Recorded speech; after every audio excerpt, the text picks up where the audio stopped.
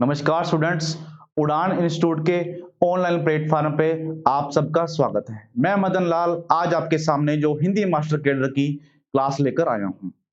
तो सबसे पहले हिंदी मास्टर कैडर की क्लास सबसे पहले पाठ्यक्रम की बात करते हैं। जो पाठ्यक्रम है हिंदी मास्टर कैडर का, उसमें कोई बदलाव नहीं है। वही 150 प्रश्न आएंगे और एक प्रश्न का एक ही अंक होगा। जैसे कि बता दूं कि सबसे पहले जो हिंदी मास्टर कैडर का सिलेबस है, ये मैं 3 भागों में बांटूंगा। सबसे पहले है हिंदी साहित्य का इतिहास। हिंदी साहित्य का इतिहास।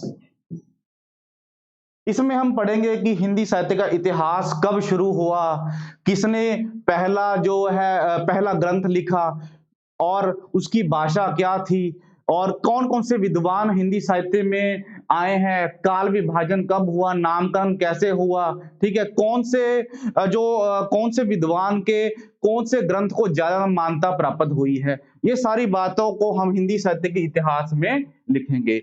और ख भाग है समीक्षा सिद्धांत।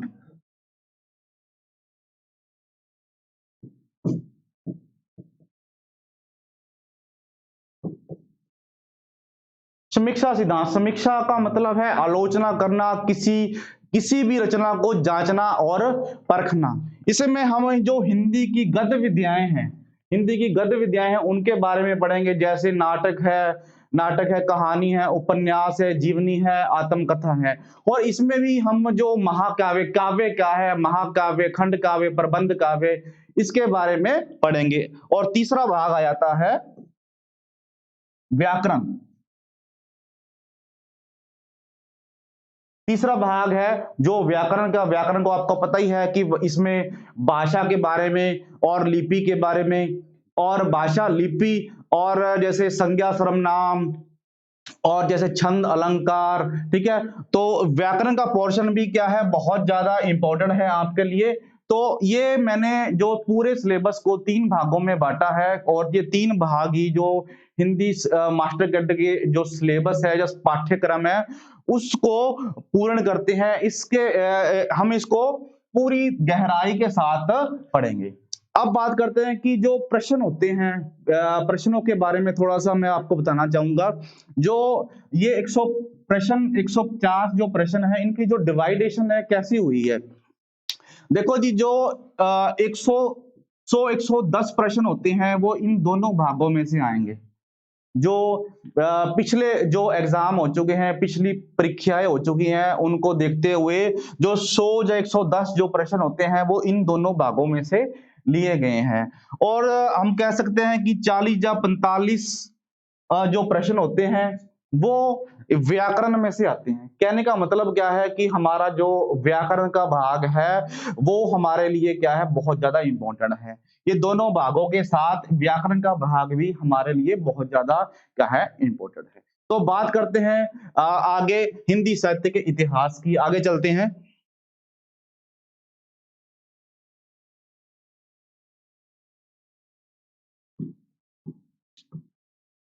हिंदी साहित्य का इतिहास।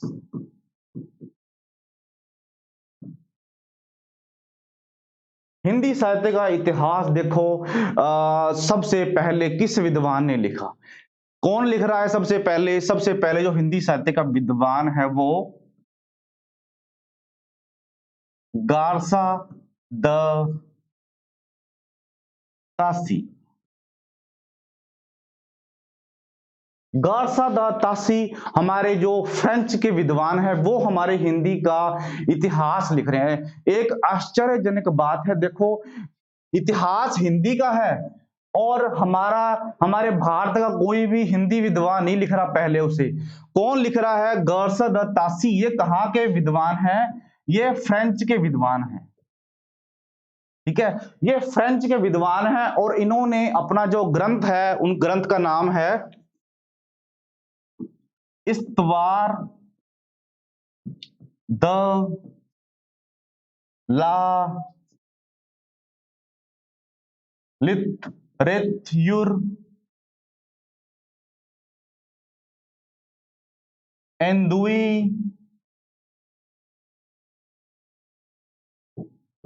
हिंदुस्तानी। इनके ग्रंथ का नाम क्या है? देखो, इस्तवार द ला लिटरेचर एंदुई हिंदुस्तानी। ये फ्रेंच भाषा में लिखा गया था। ये फ्रेंच भाषा में लिखा गया था। और कौन से सन में लिखा गया था?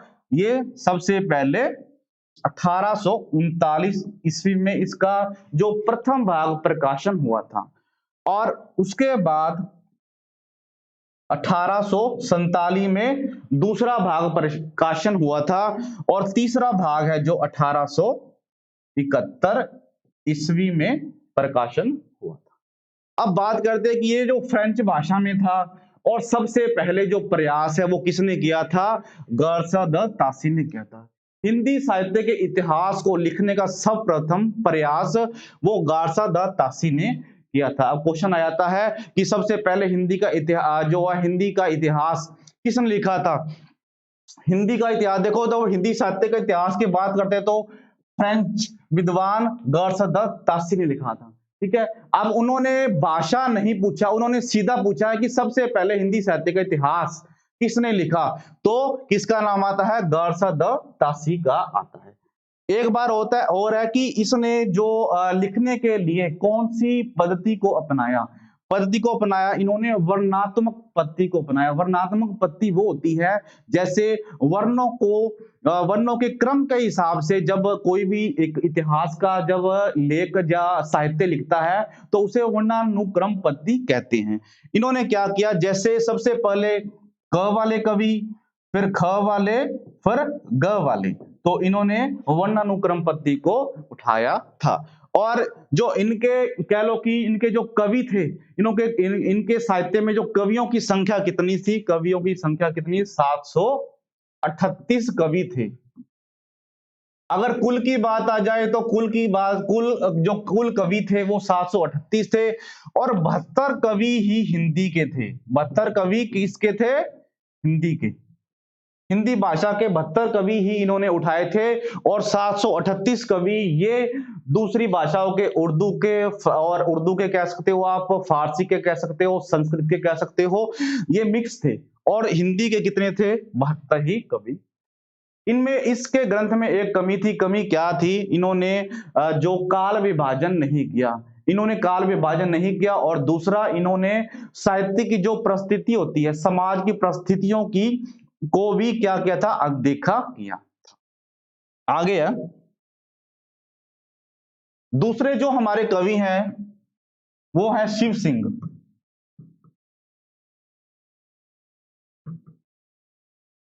दूसरे जो हिंदी साहित्य को लिखने वाले जो दूसरे कवि हैं वो है शिव सिंह। इनके ग्रंथ का नाम है शिव सिंह सरोज। ठीक है जी, शिव सिंह सरोज। और इन्होंने 1883 में ये ग्रंथ लिखा। इन्होंने ये 1883 में ये ग्रंथ लिखा, और इन्होंने 1000 जो कवियों के बारे में लिखा। और ये कौन सी भाषा में था? ये हिंदी भाषा में। हिंदी भाषा में था। और इन्होंने लिखने के लिए जो पद्धति अपनाई थी वो कौन सी थी? वर्णानुक्रम। वर्णानुक्रम पद्धति अपनाई थी।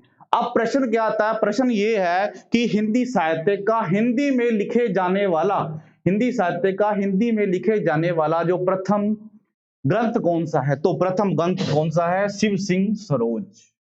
अगर ग्रंथ की बात करते हैं तो वो शिव सिंह सरोज है, और लेखक की बात करते हैं तो वो क्या है? शिव सिंह है।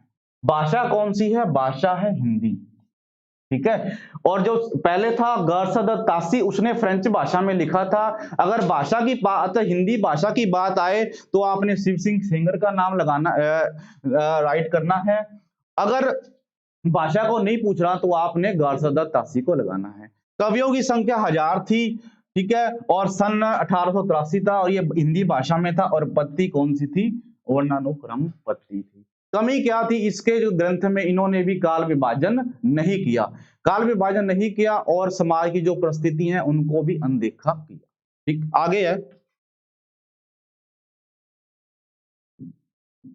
आगे sir George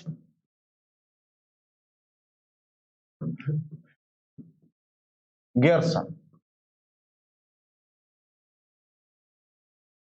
sir George Gierson, इनके ग्रंथ का नाम क्या है? इनके ग्रंथ का नाम है the modern vernacular literature of Hindustan.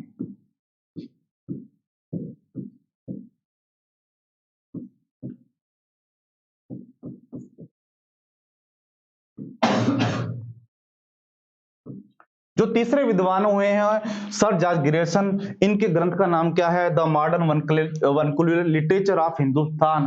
ये कौन सी भाषा में था? ये अंग्रेजी भाषा में था।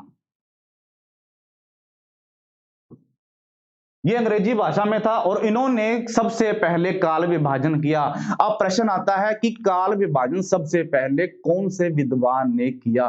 तो किसका नाम आता है? Sir George Gierson. इन्होंने कौन सी पद्धति अपनाई? इन्होंने अपने इतिहास को लिखने के लिए जो कालक्रम अनुसार पद्धति अपनाई, और हिंदी साहित्य का सबसे पहले काल विभाजन किया।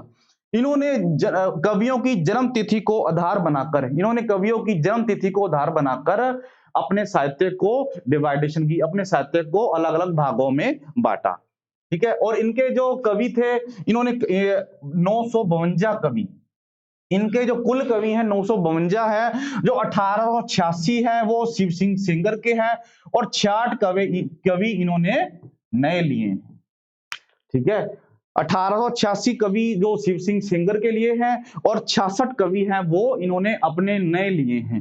ठीक है, तो कुल कवि कितने हैं? 952। ठीक है, कमी क्या थी इसके ग्रंथ में? कमी ये थी कि इन्होंने भी जो साहित्य की जो प्रवृत्ति है, जो साहित्य की जो परिस्थितियां हैं, उनको अनदेखा किया। आगे है,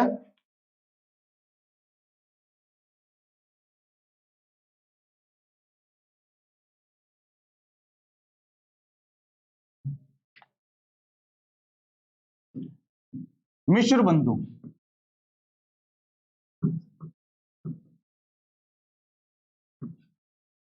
आगे है मिश्र बंधु, इनके ग्रंथ का नाम है मिश्र बंधु विनोद।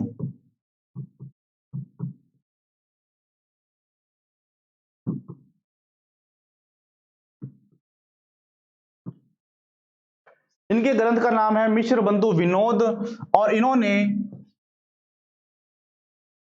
लगभग 5000 कवियों के बारे में अपने ग्रंथ में लिखा था। अगर लगभग आ जाए तो 5000 लिखना है, अगर वहां पर संख्या आ जाती है तो आपने संख्या कितनी लिख ली है? 4591। ठीक है जी, अगर लगभग आ जाए तो आपने 5000 लिखना है, और अगर संख्या पूछ ले तो वो 4591 लिखनी है। ठीक है, और इन्होंने ये हिंदी भाषा में था, ये हिंदी भाषा में था, और इन्होंने जो अपने साहित्य को लिखने के लिए कौन सी पद्धति अपनाई? इन्होंने कालक्रम अनुसार,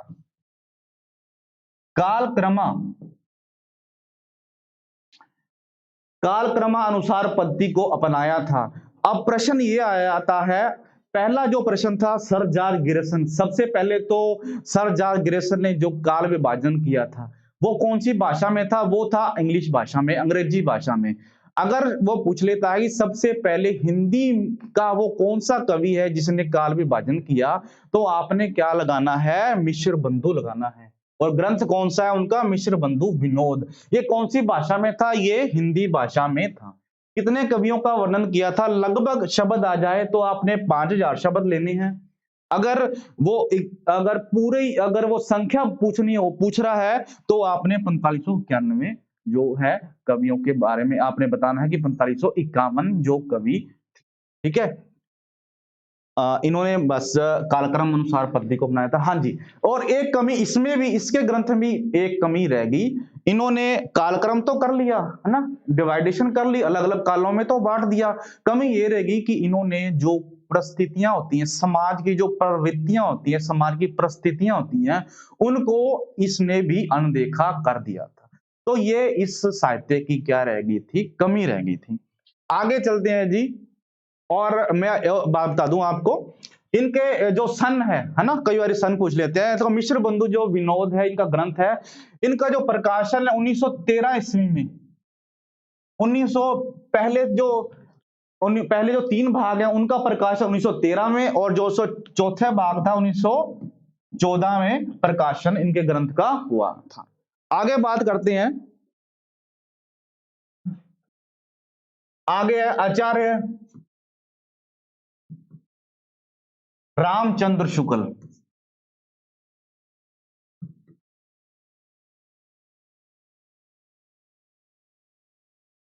देखो जी, ये जो रामचंद्र शुक्ल का जब नाम आ जाता है तो वहां पर जो कह सकते हैं कि जो सभी क्या है, जो विद्वान है वो अपने सोचने विचार लेता है भी, ये बहुत बड़े आलोचक हुए हैं। तो ये किसी ना किसी को किसी कह सकते हैं कि किसी ना किसी ग्रंथ को, किसी ना किसी की बात को आप कह सकते हो कि आलोचना के रूप में लेते हैं, उसको परखते हैं, जांचते हैं और सीधा स्वीकार नहीं करते। इसीलिए ही इनको क्या कहते हैं, बहुत बड़े ये सुप्रसिद्ध आलोचक हुए हैं, ठीक है।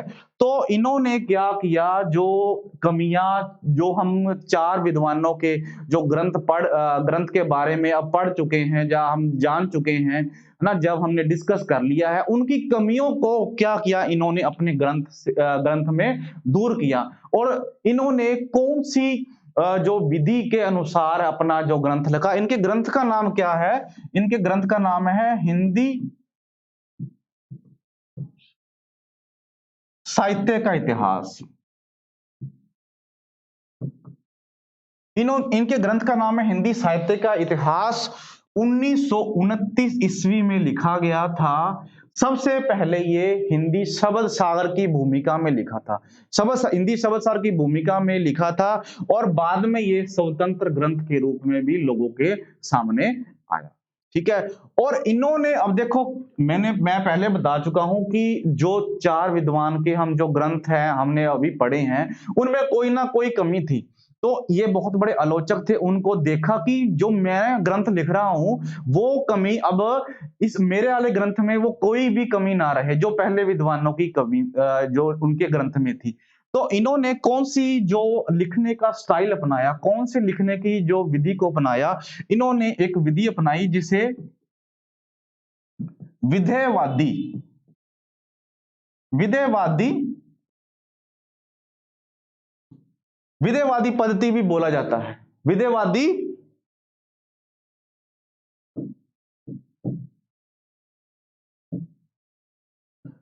विधेयवादी पद्धति भी बोला जाता है। अब आपको यह भी पता होना चाहिए कि विधेयवादी पद्धति होती कौन सी है ना।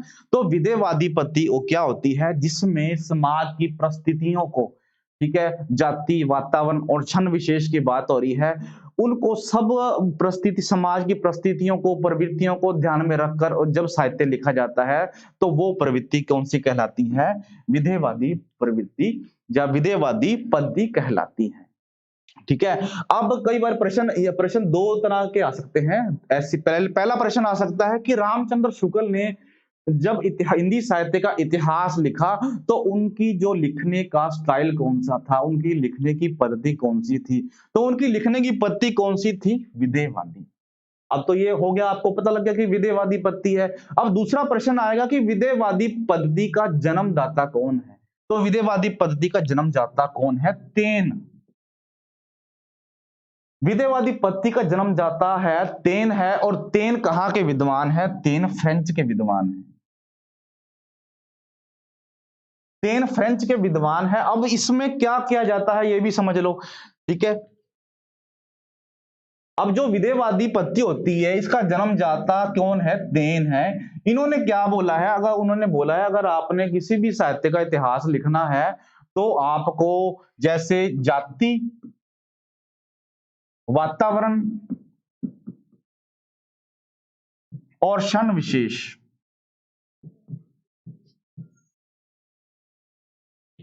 सेन महोदय हैं जो इतिहास लिखने के लिए तीन बातों को ध्यान में रखते हैं और तीन बातों के बारे में बोलते हैं कि अगर किसी भी इतिहासकार ने किसी साहित्य का इतिहास लिखना है तो इन तीन बातों को अनदेखा नहीं किया जा सकता।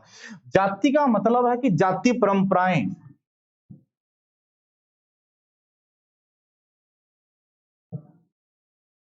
जाति परंपराएं, वातावरण और क्षण विशेष का मतलब है समय। वातावरण कोई भी हो सकता है, जैसे ऐतिहासिक, सामाजिक या राजनीतिक हो सकता है। अब देखो, अब जाति की बात हो रही है कि अब जब आदिकाल था, आदिकाल की बात करते हैं, ठीक है। आदिकाल में जब कौन सी परंपराएं चल रही थी, कौन सी जाति परंपराएं चल रही थी? देखो, जब आदिकाल का जब समय शुरू हुआ तो जब सभी जो लेखक थे, जब सभी जो कवि थे, वो क्या करते थे, अपने जो राजा होते थे उनके बारे में ही वैसे ही झूठा लिख देते थे, है ना, उसको बड़ा चढ़ाकर लिखते थे और अपने उसकी प्रशंसा करते थे। तो ये उस समय की क्या होगी, एक परंपरा चल होगी। तो ऐसे एक कवि नहीं, सभी कवि ऐसे करते थे। तो तेन महोदय क्या कहते हैं कि किसी भी समाज में कोई ना कोई परंपरा चल रही होती है, आपने उसको अनदेखा नहीं करना। तो रामचंद्र शुक्ल ने भी है, चाहे वो आदिकाल है, चाहे भक्ति काल है, चाहे रीतिकाल है, चाहे आधुनिक काल है, अगर चारों कालों में देखें तो उन्होंने प्रवृत्ति और परिस्थिति को अनदेखा नहीं किया। उन्होंने चार भागों में अगर कालों को बांटा है तो जाति परंपराओं को अनदेखा नहीं किया। दूसरा बोलते हैं वो वातावरण। अब वातावरण कौन सा भी, किस वातावरण की बात हो रही है? किसी भी समाज में जो वातावरण है वो अलग अलग तरह का हो सकता है, जैसे ऐतिहासिक हो सकता है, सामाजिक होता है और राजनीतिक होता है, धार्मिक होता है। ठीक है, आप वातावरण भी कह सकते हो और परिस्थितियां भी बोल सकते हो। ठीक है, और क्षण विशेष का मतलब है समय, समय कौन सा चल रहा था।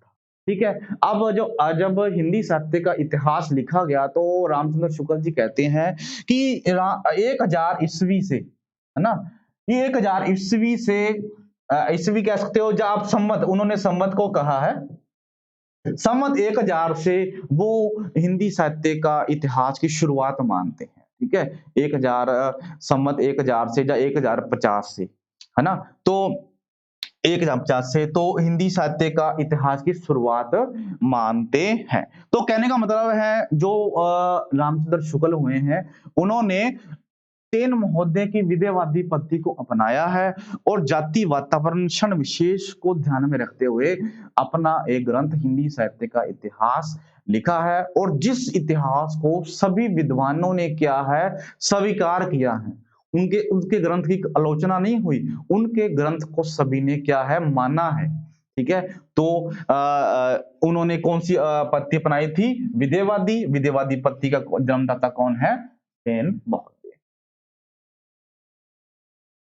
आगे मैं आपको एक टॉपिक और कराऊंगा, आदिकाल की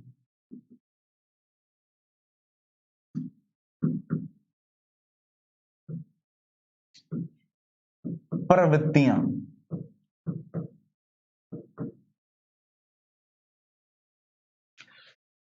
मैं आपको एक टॉपिक करवाने जा रहा हूं, बहुत ही इंटरेस्टिंग टॉपिक है, आदिकाल की प्रवृत्तियां। अब मैंने सबसे पहले तो बता दिया कि जब रामचंद्र शुगल ने विदेहवादी पद्धति को अपनाया और उन्होंने हिंदी साहित्य के इतिहास को कितने भागों में बांट दिया? चार भागों में बांट दिया। और कौन सी पद्धति अपनाई? विदेहवादी पद्धति अपनाई। चार भाग कौन से थे? वो आदिकाल, भक्ति काल, रीतिकाल और आधुनिक काल।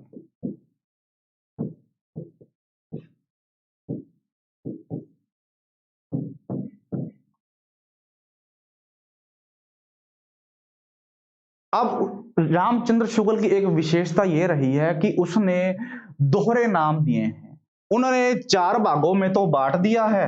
उन्होंने हिंदी साहित्य के हजार वर्षों के जो साहित्य था उनको 4 भागों में बांट दिया, मगर उसने 2-2 नाम दे दिए हर एक काल के। जैसे आदि काल को क्या कहा है? वीर काल,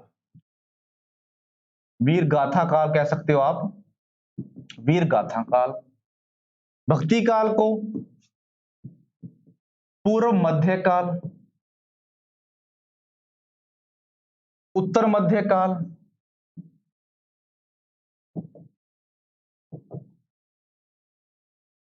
और आधुनिक काल को गद्य काल। ठीक है जी। अब देखो, जो आदि काल का नाम है ये रामचंद्र शुक्ल ने नहीं दिया। आदि काल का नाम रामचंद्र शुक्ल ने नहीं दिया। रामचंद्र शुक्ल ने आदि काल को क्या कहा है? वीर गाथा काल का। जो आदि काल ये नाम किसने दिया? ये दिया था हजारी प्रसाद द्विवेदी। ठीक है, वो एक हजारी प्रसाद द्विवेदी ही ऐसे कवि हुए हैं जो रामचंद्र शुक्ल के जो वीर गाथा काल है उसको नहीं मानते। ठीक है, वीर गाथा काल को, जो आदि काल है उसको वीर गाथा काल नहीं मानते। उसको कौन सा काल मानते हैं? आदि काल। तो मैं आज आपको आदि काल की प्रवृत्तियों के बारे में जानना कराऊंगा। ठीक है, आगे है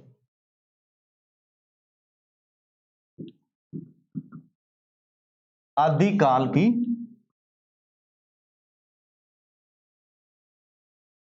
प्रवृत्तियां। प्रवृत्तियां क्या होती हैं? सबसे पहले हम आदिकाल, आदिकाल क्या है भाई? आदिकाल कौन सा काल है? जो रामचंद्र शुक्ल इनको कौन सा काल बोलते हैं? रामचंद्र शुक्ल इनको गद्य वीर काल बोलते हैं, वीर गाथा काल बोलते हैं। तो वीर गाथा काल वीर गाथा काल कहने का उनका क्यों कहते हैं? वो वीर गाथा काल कहने का कारण एक है क्योंकि इस समय में बहुत सारे वीर काव्य लिखे गए। उन्होंने परिस्थितियों को देखा, उन्होंने सारे काव्य को अच्छी तरह देखा, सारे भाग को अच्छी तरह देखा भी। आदिकाल में और कोई काव्य नहीं लिखा जा रहा, सभी जो काव्य हैं वो वीरों से भरे हुए हैं। ठीक है, इसलिए उन्होंने वीर काव्य कह दिया। और हजारी प्रसाद इस बात को नहीं मानते हैं। वो क्या कहते हैं? जो वीर का, ये वीर काव्य नहीं है, ये आदिकाल है। आदिकाल मतलब कि शुरुआत हो रही है। ठीक है, और इसमें कह सकते हो कि आप कोई भी जो रचना है वो अधूरी है। ठीक है, इसके बारे में जो इसकी जो प्रवृत्तियां, इसके बारे में हम अब पढ़ेंगे। सबसे पहले प्रवृत्ति है इसकी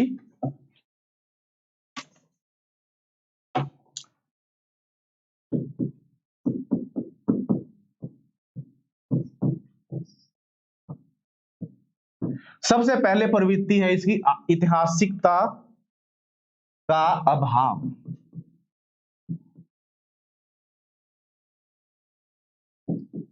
इसको हम देखो, हजारी प्रसाद द्विवेदी ने इसको क्या वीर काव्य नहीं का आदिकाल कहा है। मतलब कि ये अधूरा काल है, ये सही काल नहीं है, ये पूर्ण रूप से सही नहीं है, ये पूर्ण रूप से वीर काव्य नहीं कह सकते। इसके पीछे भी बहुत सारे कारण है। तो जल्दी से जल्दी इसकी प्रवृत्तियों के बारे में पढ़ते हैं। ऐतिहासिकता का अभाव। ऐतिहासिकता क्या होती है? भी ऐतिहासिकता होती है जैसे इतिहास से जुड़ी हुई बातें, जो भी चाहे जितने भी इस कह लो कि इस युग में, कह लो कि आदिकाल के समय में जितने भी ग्रंथ हुए हैं, है ना, चंद्रवरदाई के जो है, पृथ्वीराज रासो है, और खुमान रासो है, विजयपाल रासो है, जितने भी सारे रासो काव्य हुए हैं ना, हम कह तो सकते हैं वो वीर काव्य से भरपूर हैं। लेकिन उनमें क्या है? ऐतिहासिकता का क्या है? अभाव है। ऐतिहासिकता का अभाव है, जैसे उसमें कोई भी जो घटना है ना, जो कोई भी जो घटना घटी है, और कोई भी जो घटना कह सकते हैं, चाहे वो कह सकते हैं कि तिथि कह सकते हैं, और हाँ, और कह सकते हैं कि घटना है, तिथि है, या कोई किसी का जन्म है। ठीक है, और कह सकते हैं कि जो कल्पना है वो ज्यादा है। ठीक है। इसलिए हम कह सकते हैं कि कोई भी जो रचना है वो इस युग की आदिकाल के जो समय की उसमें क्या है ऐतिहासिकता का क्या है अभाव है। घटना जो है उसका भी क्रम नहीं है, क्रम क्रम नहीं है, जैसे कोई घटना कब बोली जा रही है ना। और तिथि का भी जो सही हम उसमें देखते हैं मेल नहीं खाती, है ना, इतिहास से वो मेल नहीं खाती। और जो कवियों के जन्म है वे भी मेल नहीं खाते, और कल्पना इसमें बहुत ज्यादा हुई है। तो पहली जो हमारी आदिकाल की प्रवृत्ति है उस वो क्या है ऐतिहासिकता का अभाव है। जो आदिकाल की जो कह सकते हैं प्रवृत्ति है पहली कौन सी है, ऐतिहासिकता का अभाव। इसमें इतिहास से कोई चीज है जो घटना है वो मेल नहीं खाती। दूसरा है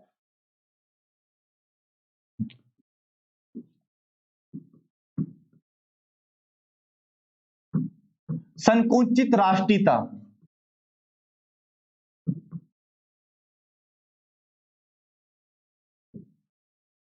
संकुचित राष्ट्रीयता का मतलब है कि इस समय जो राष्ट्र को राष्ट्र में कह सकते हैं कि एकता का अभाव था। एकता का अभाव कह सकते हैं कि जो छोटे छोटे राज्य थे आपस में लड़ रहे थे। बाहर से जो विदेशी थे ना, विदेशी हमलावर थे, जो विदेशी हमलावर थे उन पर क्या बोलते थे, हमला बोलते थे। और वो एक दूसरे को बचाते नहीं थे, वो आपस में ही लड़ने लग जाते थे। तो हम कह सकते हैं कि संकुचित राज्य छोटी, जैसे छोटी सोच होती है ना, वैसे ही कह सकते हैं कि जो उनकी जो नैरो थिंकिंग थी और जो राष्ट्रीयता थी वो क्या थी, बहुत ज्यादा छोटी थी। इसलिए जो विदेशी थे उन पर हमला करते थे, और वो जो सारा समाज है वो छोटे छोटे राज्यों में टूटा हुआ था। आगे है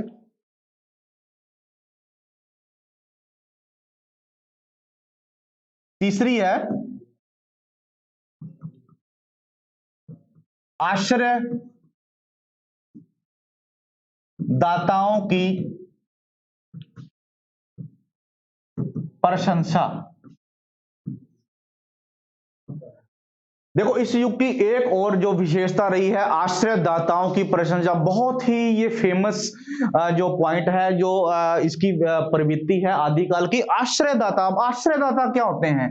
आश्रयदाता समझो, जो जो कवि होते हैं, जो लेखक होते हैं, उनको आश्रय देने वाले राजा, उनको आश्रयदाता बोलते हैं। ठीक है। अब जितने भी आदिकाल के जितने भी कवि हुए हैं वो किसी ना किसी राजा के आश्रय में रहते थे। तो उनकी क्या करते थे, वो किसी ना किसी अपने राजा की प्रशंसा करते थे, झूठी प्रशंसा। झूठी प्रशंसा करते थे, उसको उसको जब उसके उनके बारे में जब लिखा जाता था, उनके जो राजा के बारे में लिखा जाता था, वो बहुत ही बड़ा चढ़ाकर लिखते थे। इनके लिए उनको क्या मिलते थे, पैसे मिलते थे। ठीक है। आगे है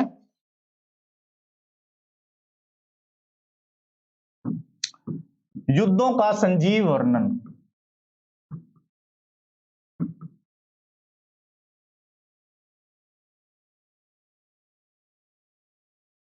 युद्धों का संजीव वर्णन मैंने पहले बताया था कि जो इस युग के जो कवि हुए हैं उन्होंने क्या कहा, वो किसी ना किसी राजा के आश्रय में रहते थे, उनकी झूठी प्रशंसा करते थे। ठीक है। अब जब राजा क्या युद्ध करने जाता था, जब राजा युद्ध करने जाता था तो ये कवि क्या करते थे, उनके साथ जाते थे। संजीव का मतलब है आंखों देखा, संजीव का मतलब है आंखों देखा। ठीक है। ये जो कवि होते थे उनके जो राजा के आश्रम में रहते थे, जब राजा युद्ध करने जाता था तो उनके साथ जाते थे। जब उनके साथ जाते थे तो राजा जैसा युद्ध करता था अपने जब ग्रंथ में वो वैसा ही लिखते थे। ठीक है। जैसे आंखों देखा वर्णन, हम कह सकते हैं आंखों देखा वर्णन। इनकी इनके जो इन कवियों की रचनाओं को पढ़कर इनको इनकी रचना इनके लेखों को पढ़कर ऐसा लगता है कि जैसे हम युद्ध ही देख रहे हो, ऐसे लगता है कि हम हमारे सामने युद्ध चल रहा हो। तो उनकी लिखावट कैसी होती है, जैसे राजा ने तलवार निकाल ली और दूसरे राजा ने भी उन पर आक्रमण किया। कहने का मतलब है बहुत ही रोचकता के साथ ऐसे वर्णन किया होता है जैसे युद्ध हमारी आंखों के सामने चल रहे हैं। आगे है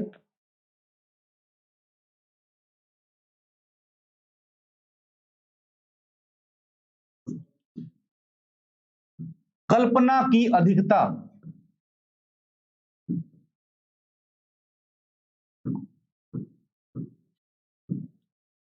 कल्पना की अधिकता। देखो कल्पना होता है अपने आप इमेजिनेशन करना, अपने आप कोई बात जोड़ लेना, है ना। तो ये जो आदिकाल के जितने भी कवि हुए हैं, ये तो युद्धों के बारे में लिखते हैं, अपने राजाओं के बारे में लिखी जा रहे हैं ना, ऐसे ही। तो बीच में ये कल्पना को भी ऐड कर रहे हैं। कल्पना को क्यों ऐड कर रहे हैं, अपनी तरफ से क्यों लिख रहे हैं? क्योंकि राजा की तो प्रशंसा करनी है, उनको उनके लिए इनको पैसे मिलते थे। तो इसमें क्या है, ये कल्पना को जितना बड़ा, उस कल्पना को समावेश किया, कल्पना का बड़ा चढ़ाकर कह सकते हो आप वर्णन किया। ठीक है, कल्पना को जो इस कल्पना के कारण ही कह सकते हैं कि जो इतिहास है शुद्ध इतिहास नहीं रहा, है ना। आगे हम पढ़ेंगे 7 परमाणिकता। परमाणिकता में संदेह। अब देखो ये जो पॉइंट है ऊपर वाले के साथ जुड़ रहा है। देखो अब कोई भी एक कवि है ना, कोई भी एक कवि है, वो इतिहास का अपने राजा के बारे में लिख रहा है, वो ऐतिहासिक ग्रंथ लिख रहा है और उसमें कल्पना अधिक है, कल्पना अधिक है, तो वो प्रमाणिक तो नहीं हो सकता ना, है ना। परिमाणिक तो नहीं होता, इसलिए कह सकते हैं कि परिमाणिकता में क्या हो गया, संदेह हो गया। संदेह का मतलब है शक हो गया। शक क्या, पूरा हमें तो क्लियर ही हो गया, अगर उसमें कल्पना है तो वो ग्रंथ प्रमाणिक हो ही नहीं सकता। ठीक है, पहले भी बताया था कि ऐतिहासिकता का अभाव है।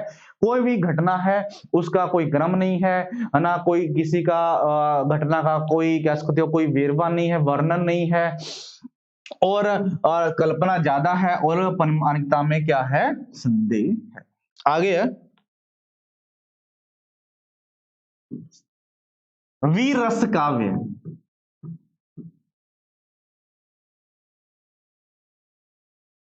वीर रस काव्य आपको पता ही है, पहले भी जो सारे पॉइंट है जितने भी ये मैंने लिखवाई, ये किससे जुड़े हुए हैं, वीर काव्य से जुड़े हुए हैं। क्योंकि जितने भी कवि हुए हैं अपने जो कह सकते हैं कि जो राजा थे उनके युद्ध में जाते थे, जो युद्ध लड़ते थे उनके साथ जाते थे, तो वो कौन सा काव्य लिखते थे, वो वीर काव्य लिखते थे, है ना। तो एक विशेषता ये भी बनती है कि आदिकाल के जितने भी काव्य लिखे गए हैं वो कौन से किस प्रवृत्ति से भरपूर हैं, वो वीर काव्यों से भरपूर है। अपनी राजा की वो क्या करते थे, अपने राजा के बारे में बड़ा चढ़ाकर लिखते थे, वो भी हमारा राजा बहुत वीर है, हमारा राजा बहुत ही शक्तिशाली है। ठीक है, तो ये इस आदिकाल में जितने भी कवि हुए हैं उन्होंने अपने काव्य में कौन सा वर्णन किया है, वीर रस काव्य का वर्णन किया है। आगे है डिंगल पिंगल भाषा।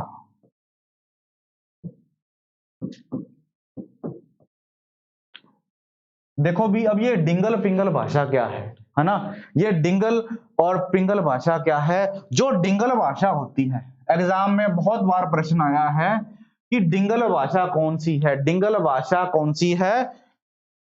डिंगल की बात हो रही है पहले, अपभ्रंश, अपभ्रंश प्लस राजस्थानी।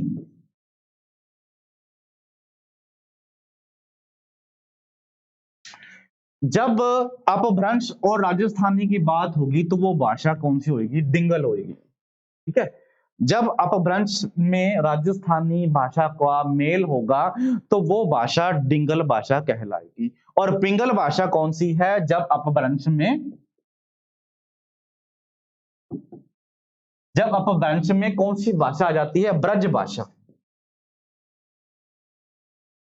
जब अपभ्रंश में ब्रज भाषा आ जाती है तो वो पिंगल भाषा बन जाती है, और अपभ्रंश में राजस्थानी जब ऐड हो जाती है तो वो कौन सी हो जाती है, डिंगल भाषा कहलाती है। ठीक है, इसी के साथ ही मैं मतलब लाल आपका धन्यवाद करता हूँ। नमस्कार।